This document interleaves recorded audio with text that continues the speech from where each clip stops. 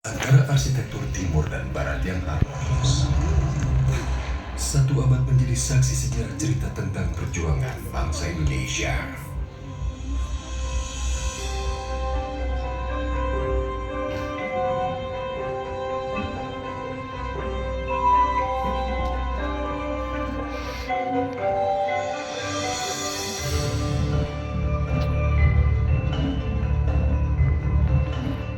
Bangunan itu akrab disebut Gedung Sate.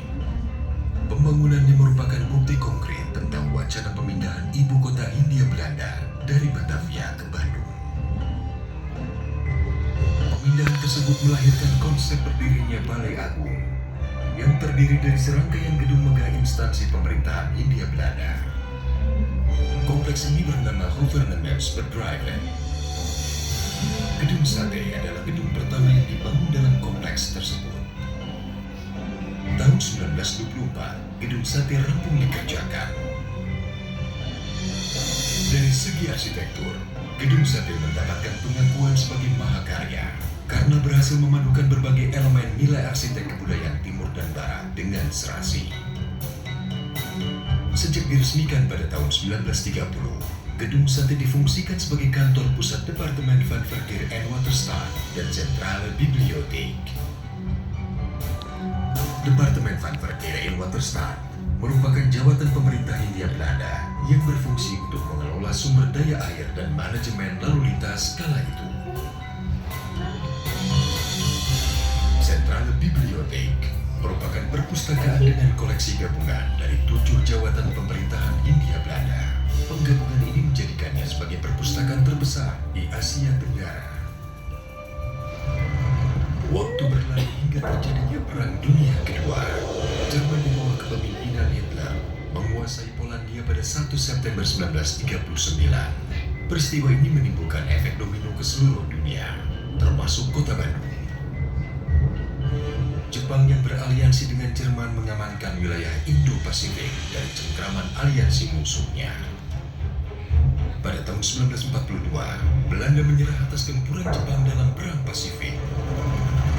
Membuat Jepang menguasai kota Bandung dan menjadikan Gedung Sate sebagai pusat pemerintahan Jawa Madura. Sedangkan jawatan Departemen van Verkeer en Waterstaat dirubah menjadi Kotubu Bonsitsu, sebuah instansi milik Jepang yang berfungsi sama. Sejak itu, istilah pekerjaan umum lazim digunakan sampai sekarang.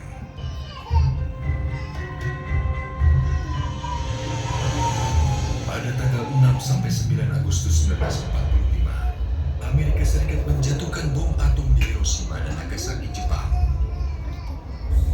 Peristiwa itu menandakan kemenangan absolut Perang Pasifik oleh aliansi Barat. Melalui pidato radio siaran Suara Kaisar pada 15 Agustus 1945, Kaisar Hirohito mengumumkan bahwa Jepang telah menyerah kepada Sekutu. Kejadian itu menandakan penjajahan Jepang atas Indonesia berakhir. 17 Agustus 1945, Indonesia diwakilkan oleh Soekarno memproklamirkan kemerdekaannya, yang dilanjutkan esok harinya dengan penetapan Undang-Undang Dasar 1945 dan pembentukan Kabinet Pertama dan Organisasi Kenegaraan. Dalam Kabinet Pertama itu, Menteri Pekerjaan Umum dijabat oleh Adikusno Cokrosuyoso yang berkantor pusat di Bandung, Gedung Sate.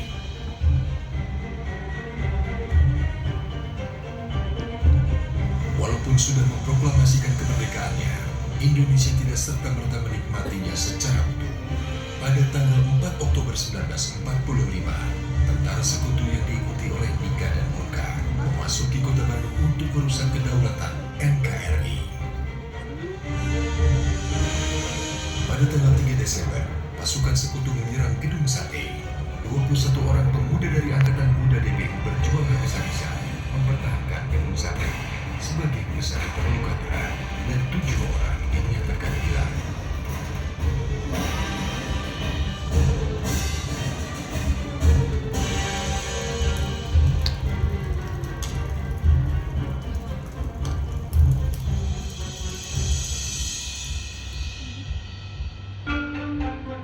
Baru pada tahun 1952, 7 pemuda yang hilang dan dinyatakan gugur ini dapat ditemukan kerangkanya terkubur di halaman belakang gedung sate.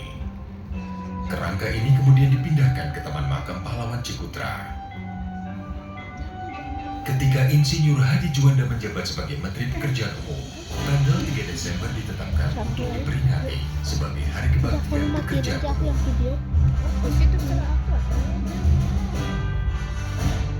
Setelah lama digunakan sebagai kantor Departemen Pekerjaan Umum, serta segala pencapaiannya yang masih kita nikmati hingga sekarang.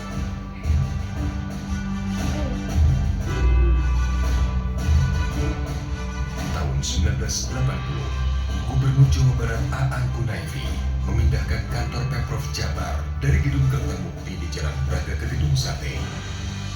Dan sejak saat itu, Gedung Sate identik dengan pusat pemerintahan Provinsi Jawa Barat.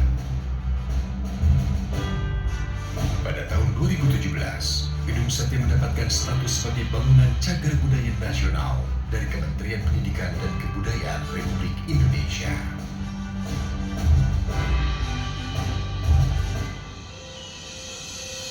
Gedung Sate, mahakarya klasik tak lekang oleh waktu. Sebuah landmark Jawa Barat yang kita jaga dan cintai. Menjadi saksi sejarah perjuangan bangsa Indonesia agar menjadi bangsa gemah ripah